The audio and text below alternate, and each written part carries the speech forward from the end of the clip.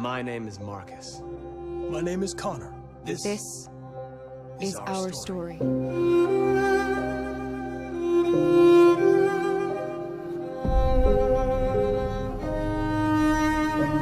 To celebrate Detroit Become Human going gold, a demo was released on the PlayStation Store free to all customers. The demo features the heavily showcased Connor hostage scene, in which you must talk down a rogue android on a rooftop who has taken a little girl hostage.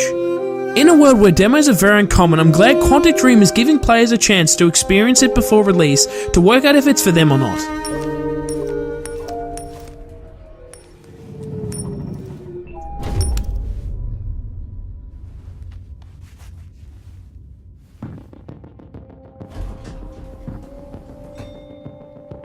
On site. Picking the Connor scene was a smart idea to be the demo for the same reason it has been presented at most gaming events. It's a cinematic, tenseful scene that sets the scope and tone of the game, as well as highlights several key gameplay features. Apparently this will also be the first scene in the game, so it will also act somewhat as a tutorial system. That relates to the first major thing I noticed gameplay-wise, being how hand-holding the demo felt. As you enter the crime scene, you are quickly told the situation, and then have to obtain information quickly before confronting the responsible android. You are free to wander around the apartment, finding any necessary clues to assist Connor in being a successful negotiator. In such a limited space and being the start of the game, you can really only interact with objects that assist the situation. For the later scenes in the full game, I hope it's possible to examine unnecessary objects that can delay your investigation. This would add to the intensity of each event, as you only have a finite time, as the rogue android starts shooting cops and eventually Connor is forced out to talk to him regardless of what information you have. Connor is an android, as all playable characters are in Detroit Become Human, so he is capable of performing analysis impossible for a human. Somewhat reminiscent of a detective vision found in the Arkham games, when a body or object is being analysed, Connor can piece together an animation of how it went down.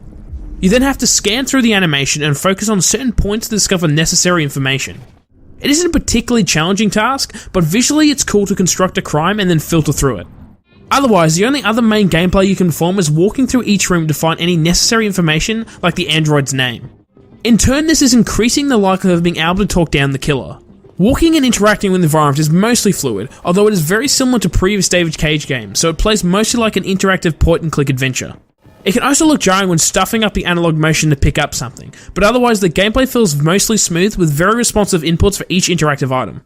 When exploring, it's possible to get the details of the key information you should be looking for, as well as adjust to a different camera angles as you walk around. Really, adjusting the angles is only useful to get a better look at the apartment when you're standing still, as often if switching while moving, the directional prompts screw up and it becomes more of a distraction, but it's cool that it's an option anyway.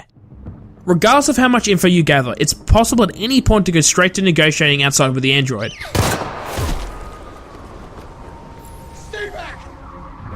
Actually talking down the android is where the demo gets really interesting, opening up a multitude of ways to conclude the scene. Connor can negotiate with the android using locked details he has potentially learned, like the fact his owner was going to trade him in for a newer model, or just that you know his name is Daniel. All the discoveries make it easier to successfully save the hostage, but even then it is still possible to fail. Likewise, going in with no facts whatsoever can lead to the girl being rescued, but it becomes more challenging and dialogue that would have worked before may not due to a great attention. Special prompts can also occur depending on whether you have a certain item, like a gun, or how you approach and talk to Daniel. There are significant branching game paths that are relatively easy to follow looking at the game's flowchart upon completing the demo, and I'm very curious in the full game just how much choice will matter. For each question and response, this seems to indicate some level of effect on Connor's programming, and from David Cage's previous games, it's likely that Connor will be able to go through many alternative paths depending on your choices, including whether he's killed or not.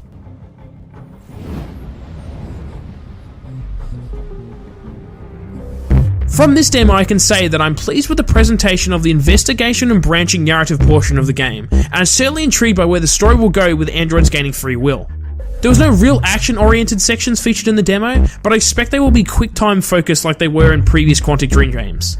For fans already of David Cage's earlier work, or similar interactive stories like Telltale's Walking Dead, then it's a no-brainer to pick up Detroit Become Human. Otherwise, if the demo is any indication, then Detroit Become Human will be worth picking up if you're willing to experience a AAA interactive story with some truly tough and intellectually stimulating conversations about the future from the perspective of synthetic humans. In the 5x5x5.